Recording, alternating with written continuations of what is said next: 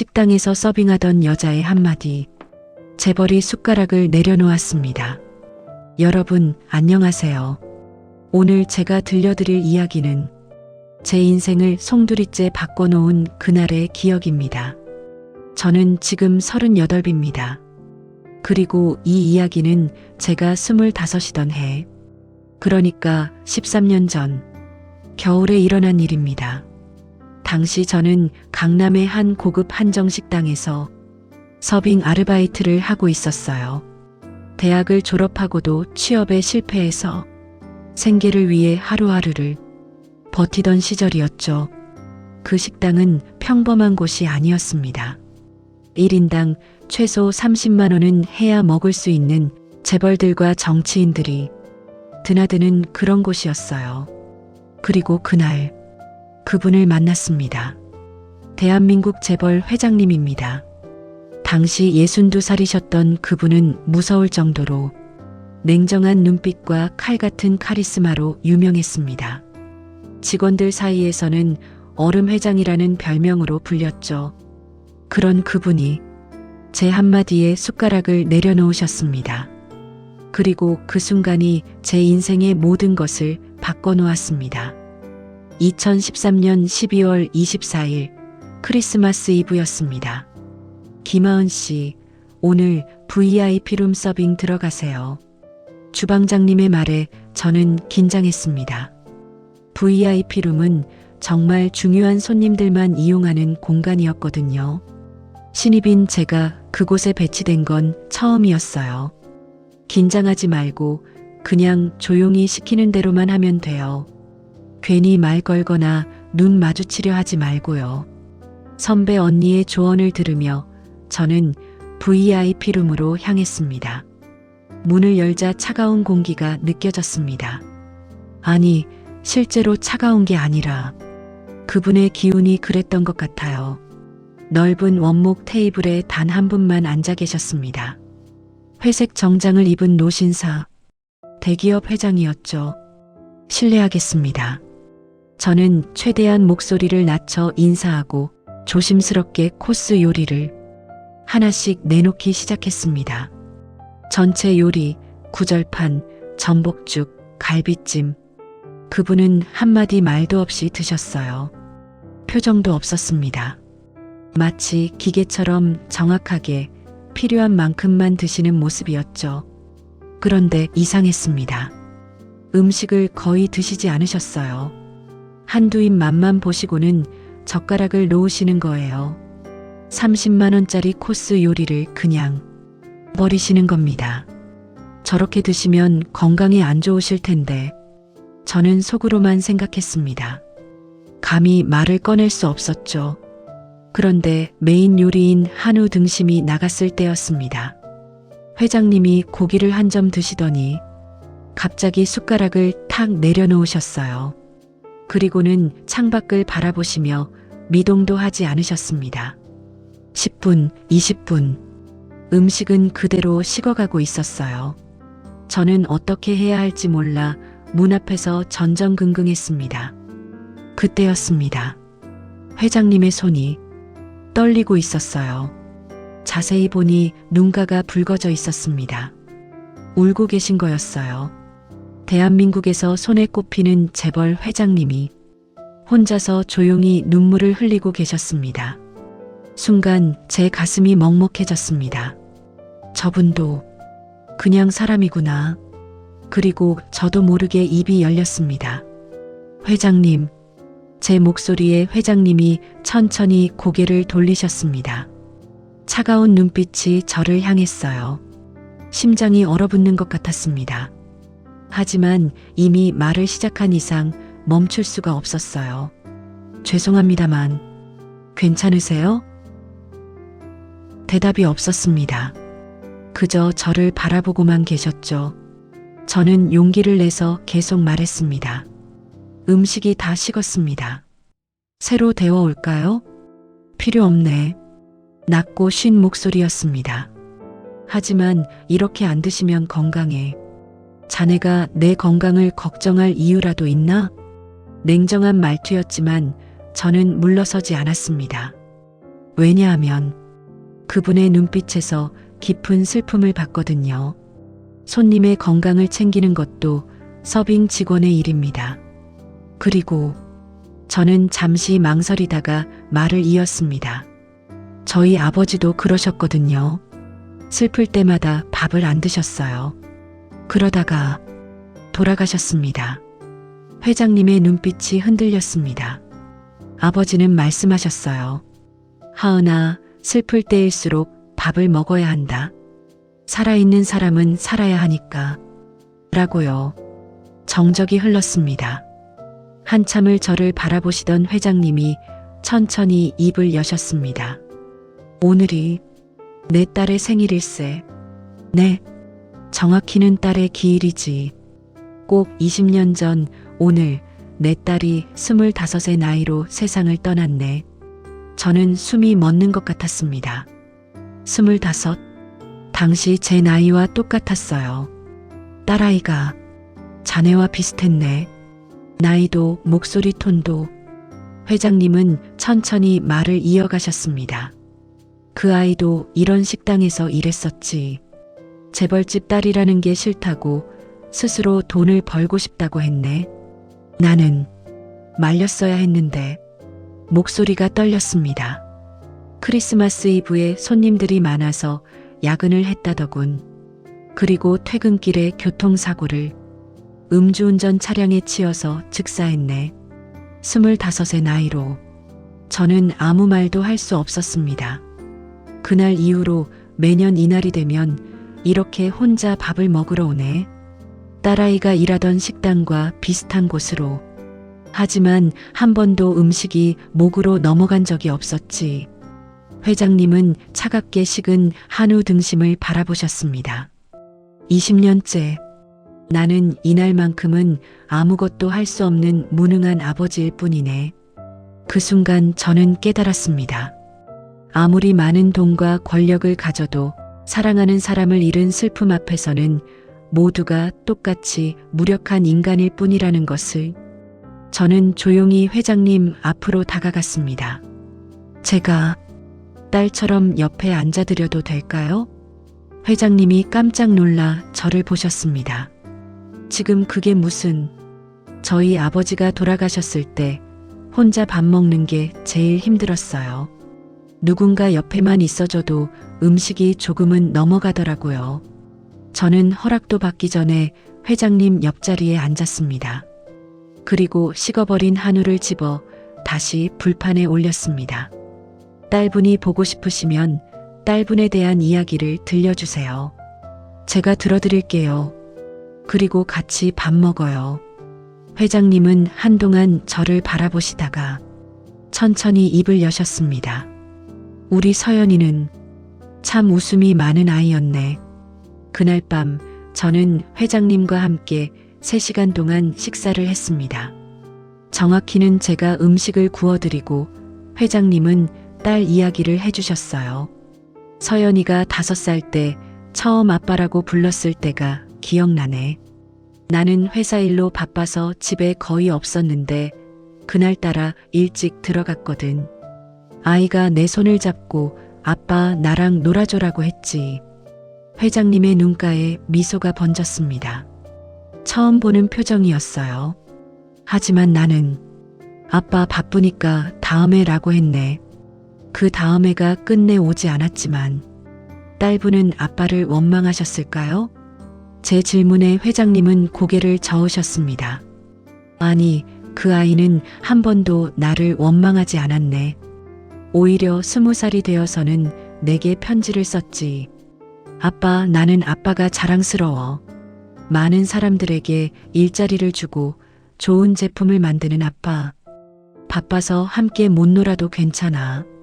아빠는 세상을 위해 일하는 거니까. 라고. 회장님의 손이 다시 떨렸습니다. 그런데 나는 정작 내 딸을 위해서는 아무것도 하지 못했네. 그 아이가 일하는 식당에 한 번도 가보지 못했고 그 아이가 무슨 일을 하는지도 제대로 몰랐지. 그리고 그 아이가 떠나는 그날 나는 회사에서 회의를 하고 있었네. 회장님, 병원에서 연락이 왔을 때 나는 지금 중요한 회의 중이니 나중에 전화하라고 했지. 그게 마지막 기회였는데 회장님이 고개를 떨구셨습니다. 저는 조용히 회장님의 손을 잡았습니다. 딸분은 아빠를 원망하지 않으셨을 거예요. 어떻게 알 수 있나? 왜냐하면 저도 그랬거든요. 저는 제 이야기를 시작했습니다. 저희 아버지도 일 때문에 바쁘셨어요. 택시 기사셨거든요. 밤낮으로 일하셔서 저와 제대로 놀아주신 기억이 별로 없어요. 학교 운동회도 못 오셨고 졸업식에도 못 오셨죠. 어렸을 때는 서운했어요. 친구들은 다 아빠랑 놀러 가는데 저는 항상 혼자였으니까요. 하지만 크면서 알았어요. 아빠가 왜 그렇게 일하셨는지. 저는 따뜻하게 구워진 고기 한 점을 회장님 앞에 놓았습니다. 아빠는 제 학비를 벌려고 그렇게 일하신 거였어요. 제가 좋은 학교 다니고 좋은 옷 입고 좋은 음식 먹을 수 있게. 아빠는 당신의 시간을 다 저한테 주신 거예요. 함께 놀아주는 대신 제 미래를 위해 일하신 거죠. 회장님이 천천히 고기를 드셨습니다. 20년 만에 처음으로 크리스마스 이브에 제대로 음식을 드시는 순간이었어요. 딸분도 분명 알고 계셨을 거예요. 회장님이 얼마나 딸을 사랑하시는지. 그래서 그런 편지를 쓰신 거잖아요. 하지만 나는 후회하시는 거죠. 더 많은 시간을 함께 보내지 못한 것. 회장님이 고개를 끄덕이셨습니다. 그렇다면 이제라도 딸분과 시간을 보내시면 돼요. 이미 늦었네. 그 아이는 없는데. 아니에요. 저는 미소를 지었습니다. 딸분은 회장님 마음속에 살아계시잖아요. 매년 이렇게 찾아오시는 걸 보면. 그러니 이제부터라도 딸분과 함께 밥을 드세요. 혼자가 아니라 딸분을 떠올리며. 회장님의 눈에서 눈물이 흘러내렸습니다. 그리고 딸분이 자랑스러워할 만한 아빠가 되어주세요. 아직 늦지 않았어요. 그날 밤 회장님은 20년 만에 처음으로 크리스마스 이브에 밥을 다 드셨습니다. 그 후로 일주일이 지났습니다. 저는 여전히 그 식당에서 일하고 있었어요. 그날의 일은 꿈만 같았고 다시는 그 회장님을 볼 일이 없을 거라 생각했죠. 그런데 12월 31일 새해 전날 김하은 씨 손님이 지명하셨는데요. 네, 저를요? 주방장님이 주신 쪽지에는 이렇게 적혀 있었습니다. VIP룸. 심장이 두근거렸습니다. 다시 오신 거예요. VIP룸에 들어가자 회장님이 앉아 계셨습니다. 그런데 저번과는 달리 미소를 짓고 계셨어요. 또 뵙게 되네, 김하은 씨. 제 이름을 어떻게 아세요? 명찰에 적혀 있지 않나? 회장님은 부드럽게 웃으셨습니다. 오늘은 자네에게 부탁이 있어서 왔네. 부탁이요? 나와 함께 식사를 해주게. 저번처럼. 저는 당황했습니다. 하지만 저는 직원이고 주방장에게는 이미 양해를 구했네. 그리고 회장님이 봉투 하나를 꺼내셨습니다. 이건 저번 식사 비용일세. 자네 덕분에 20년 만에 제대로 된 식사를 했으니. 봉투를 열어보니 1천만 원이 들어 있었습니다. 이건 너무 많은데요. 아니네. 턱없이 부족하지. 자네가 내게 준 건 돈으로 환산할 수 없으니까. 저는 손을 저었습니다. 저는 그냥 당연한 일을 한 것뿐이에요. 돈은 받을 수 없어요. 회장님이 제 눈을 바라보셨습니다. 그렇다면 다른 부탁을 들어주게. 무슨 부탁인데요? 우리 회사에 와주게. 네. 우리 회사에 인사팀 신입사원으로 입사하게. 자네 같은 사람이 우리 회사에 필요하네. 저는 꿈을 꾸는 건지 현실인지 구분이 안 됐습니다. 하지만 저는 특별한 스펙도 없고 스펙보다 중요한 게 있네. 사람을 볼 줄 아는 눈과 진심으로 대하는 마음이지. 자네는 그 두 가지를 다 가지고 있네. 회장님은 명함을 건네셨습니다. 생각해보고 연락 주게. 새해에 좋은 소식을 듣고 싶네. 그날 저녁 저는 회장님과 또 한 번 함께 식사를 했습니다. 이번에는 딸 이야기가 아니라 제 이야기를 들어주셨어요. 제 꿈, 제 고민, 제 미래에 대해. 그리고 회장님은 말씀하셨습니다. 하은 씨, 내 딸이 살아있었다면 자네만큼 컸을 거네. 그리고 자네처럼 따뜻한 사람이 되었을 거라 믿네. 과찬이세요. 아니네. 자네는 나에게 다시 살아갈 이유를 줬네. 이제라도 좋은 아버지가 되고 싶게 만들었지. 저한테요? 아니, 우리 회사 직원들에게 말일세.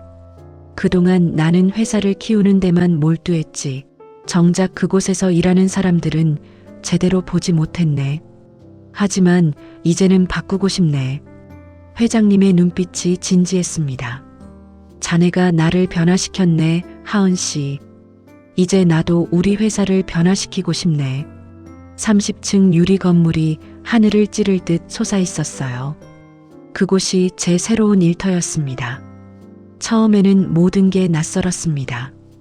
대기업 특유의 딱딱한 문화, 치열한 경쟁, 복잡한 위계 질서. 하지만 저는 제 방식대로 일했습니다. 사람을 진심으로 대하고 경청하고 이해하려 노력했죠. 특히 신입사원들과 계약직 직원들의 고충을 듣는데 집중했어요. 그들의 이야기를 정리해서 회장님께 보고했고 회장님은 하나하나 개선해 나가셨습니다. 휴게실 확충, 육아휴직 확대, 비정규직의 정규직 전환. 하은 씨 덕분이네.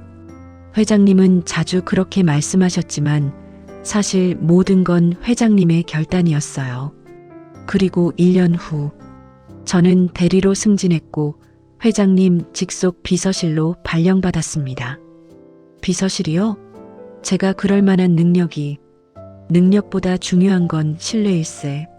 나는 자네를 신뢰하네, 하은 씨. 비서실에서 일하며 저는 회장님의 또 다른 모습을 보게 됐습니다. 매달 한 번씩 보육원을 방문하시고 장학금을 지급하시고 교통사고, 유가족들을 돕는 재단을 운영하셨어요. 왜 이런 일들을 하세요? 제 질문에 회장님은 대답하셨습니다. 내 딸을 위해서일세. 내가 딸과 함께하지 못한 시간들을 다른 아이들과 함께하면서 채우고 있네. 그게 서연이가 바라던 일이라고 믿으니까. 회장님은 변했습니다. 아니, 본래의 따뜻한 모습을 되찾으신 거였어요. 직원들도 느꼈습니다. 얼음 회장이라는 별명은 사라지고 아버지 회장이라는 새로운 별명이 생겼죠. 2014년 12월 24일, 딸을 잃은 지 21년째 되는 크리스마스 이브였습니다. 하은 씨, 오늘 저녁에 시간 있나? 회장님이 물으셨습니다. 네, 있습니다. 그럼 나와 함께 식사하지 않겠나? 작년에 자네와 함께했던 그 식당에서 우리는 다시 그 한정식당 VIP룸에 갔습니다. 1년 전 그날처럼 같은 자리에 앉았어요. 하지만 분위기는 완전히 달랐습니다. 회장님은 편안하게 웃으셨고 음식을 맛있게 드셨어요. 작년 이맘때가 기억나는가? 네, 잊을 수가 없죠. 나도 그렇네. 그날 자네가 내게 해준 말들이 내 인생을 바꿨네.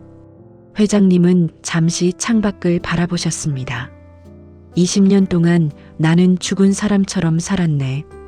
회사 일만 하고 사람들을 만나도 진심으로 대하지 않았지. 그저 살아있다는 것만으로도 죄책감이었으니까. 하지만 자네가 말했지. 딸분이 자랑스러워할 만한 아빠가 되라고. 그 말이 나를 깨웠네. 회장님이 저를 바라보셨습니다.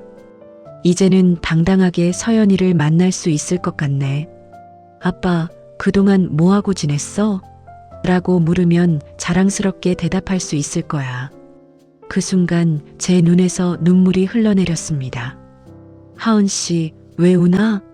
너무 감동적이어서요. 회장님이 다시 웃으실 수 있게 돼서요. 회장님도 눈시울이 붉어지셨습니다. 고맙네, 하은 씨.